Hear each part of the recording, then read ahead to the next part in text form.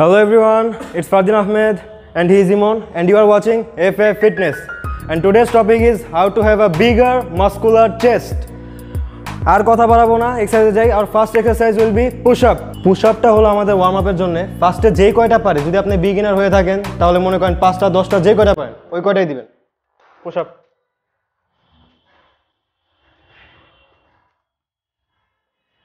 অনেকে দেখবেন push up সামনে ধরে, পুশ আপ পিছে ধরে, মানে হাতটা দেখবেন, হাত যত ওয়াইড যাবে তত চেস্টে লাগবে, যত ক্লোজ হবে তত ট্রাইসেপে লাগবে। তো একটু ওয়াইড ধরবেন জাস্ট। আর পিঠটা যেন সমান হয়। অনেক মানুষ দেখা যায় যে পিঠটা এরকম উঁচা হয়ে যায় না নিচে হয়ে যায়, এখানেই সমস্যা। দেখেন পিঠটা একদম সমান। যে কয়টা পায়েন ফার্স্টে ওই কয়টা দিবেন। ওকে, আমাদের সেকেন্ড এক্সারসাইজ হবে হলো flat bench press. Flat bench press দেওয়া শুরু করুন। এখন হাতটা কই রাখবেন, দেখবেন সব বারবেলের ভিতরে দুইটা দাগ দেওয়া থাকে দুই সাইডে। ঠিক দুই সাইডের একটু আগে ধরবেন, জাস্ট একটু আগে ধরবেন। সেকেন্ড জিনিস, এখানে যে একটা কার্ভ থাকে বেঞ্চের সাথে একদম পিঠটা না লেগে থাকে, বা সেটা একবার লক্ষ্য করবেন। মাঝখানে দেখেন দেখেন আমার হাত বের হয়ে যায়, ভিতরে হাত বের হয়ে যায়, একটা গ্যাপ থাকবে। আর পা দুইটা কাছে আর একটু পিছে, বাস এইটাই। ঠিক আছে, দেওয়া শুরু করো। এখন এই বারবেলটা ঠিক ওর চেস্টের মাঝ বরাবর একবার নিপলস বরাবর টাচ করে উপরে পড়বে। ওকে দাও। ওকে ঠিক আছে, কয়টা রেপস হবে এটা বলে দেই। এটা হলো বাল্কিং এর, এখানে 8টা থেকে 10টা রেপস, এর বেশি হবে না। 3 সেট 8টা থেকে 10টা রেপস বাস। আজকে এক সেট করেই দেখাবো, ভিডিওটা বেশি লং হয়ে যাবে না বলে। ঠিক আছে, একবারে চেস্ট মাঝখানে নিপলস বরাবর টাচ করে উপরে। ওকে রেখে দাও। আমাদের থার্ড এক্সারসাইজ হবে হলো incline bench press. Incline bench press হলো আপার চেস্টের জন্য। দেখবেন যখন টি শার্ট পরে থাকে তখন আপার চেস্টের সাথে বড় লাগে, ওইটার জন্য আমাদের মাস্কুলার লাগে, মানে চেস্টটা মাস্কুলার ফিল হয় আপার চেস্টের জন্যই।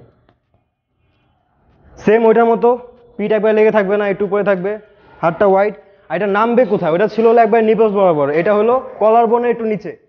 ঠিক এখান থেকে কলার বোনের একটু নিচ থেকে আবার উপরে ওঠাও। পিছনে সাপোর্ট দেওয়ার জন্য কাউকে রাখবেন অবশ্যই। 2 8টা থেকে 10টা রেপস 3 সেট। ওকে 8টা রেপস দিবে।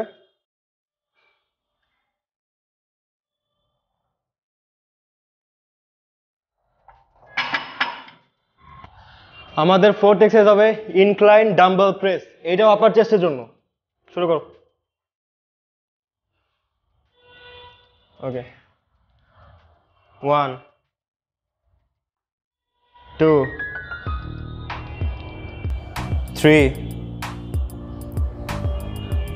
4 8টা দিবা। ঠিক আছে, এখানে সমস্যাটা হয় কি, অনেকে করে ফেস বরাবর উঠায়। এটা ফেস বরাবর উঠবে না কিন্তু, এটা কিন্তু চেস্ট বরাবর উঠবে। দেখেন একবার যে চেস্ট বরাবর, অনেকে করে ফেস বরাবর উঠায়।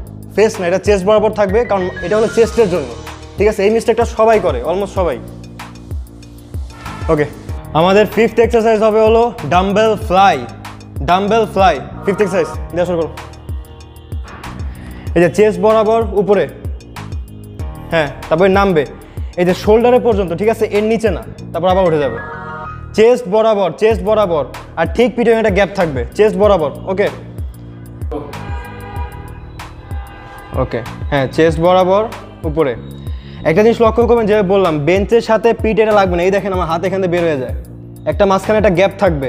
ঠিক আছে, এটা জাস্ট খেয়াল করবেন। আর চেস্ট বরাবর যাই থাকে, ফেসে না।